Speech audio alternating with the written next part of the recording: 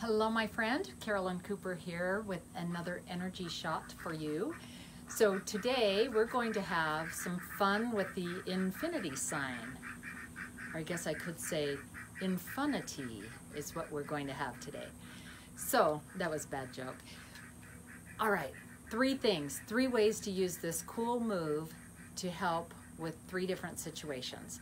So the first way, infinity sign is simply a figure 8 on its side. So sideways, we're going to follow a number 8. Just a number 8, down and up, down and up. Don't know if you can see my arms all the way down here. Now I like to get the whole body involved here, so you want to be soft in the ankles, knees, and hips, shoulders, elbows, and wrists. Let your hands be relaxed. Notice the palms of my hands are toward each other.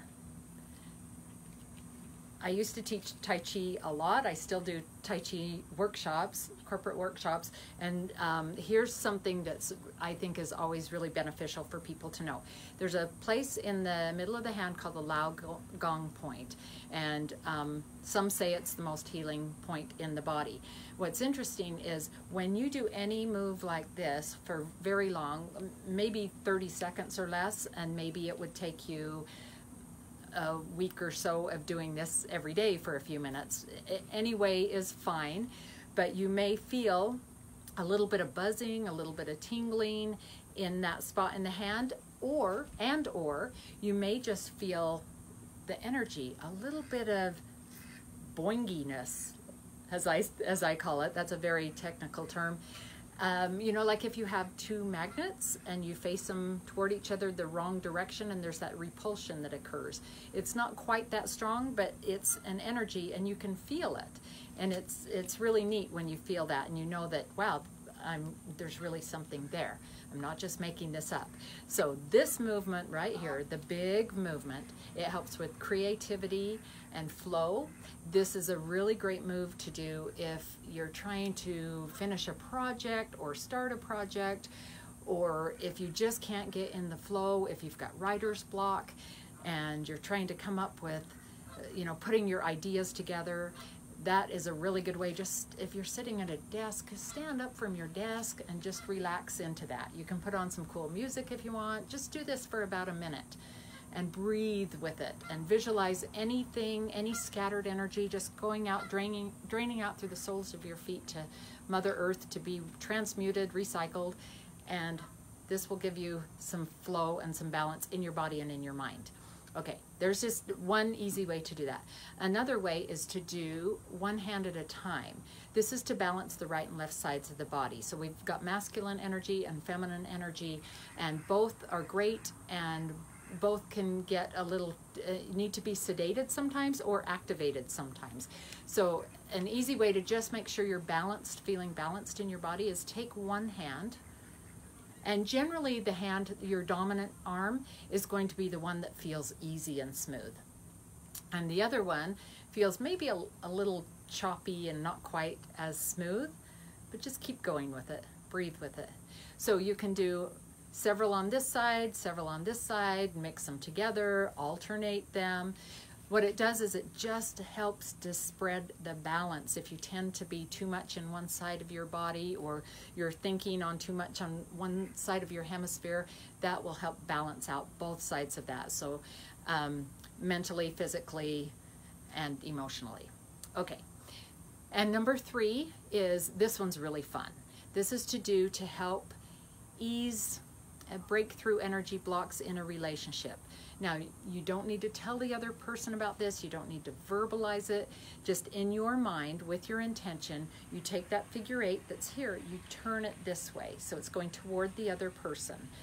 The other person can be straight across from you in the boardroom. It can be your spouse across the table from you or in the other room. It can be someone across the world from you. They don't have to be right there with you.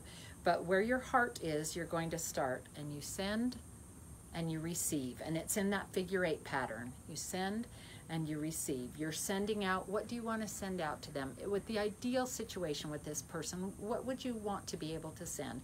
Appreciation, respect, a listening ear, send that to them, and then as it comes back, make sure you're receiving.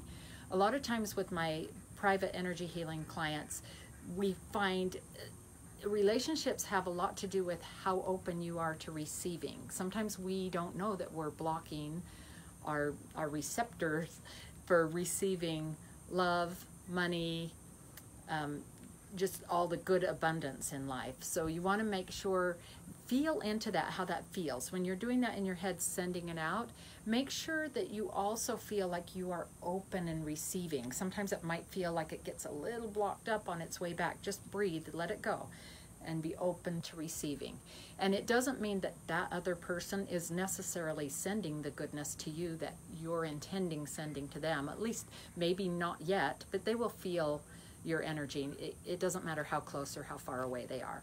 So when you're saying, oh, I'm receiving back from them, what you're receiving is how you want to feel if they were sending you the good vibes that you're sending them. How would that change how you feel? And even that thought changing how you respond and how you receive helps change the energy in the relationship.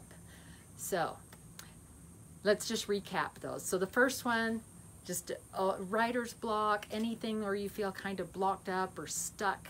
You feel like you've got some stuck energy or you're kind of in a funk. Do this. Do it every morning for a couple weeks if you need to or want to. Anytime you want to do that. That'll help loosen you up and get the flow going.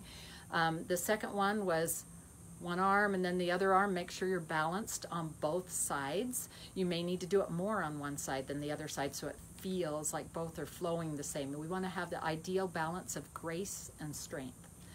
And then the third one was turn that 8, send and receive. Send and receive. You don't have to say it out loud. You just do it in your own mind. You can do it at work, in relationships, standing in line by a grumpy person, send them some happiness and receive their thanks back. It's all with intention and it works.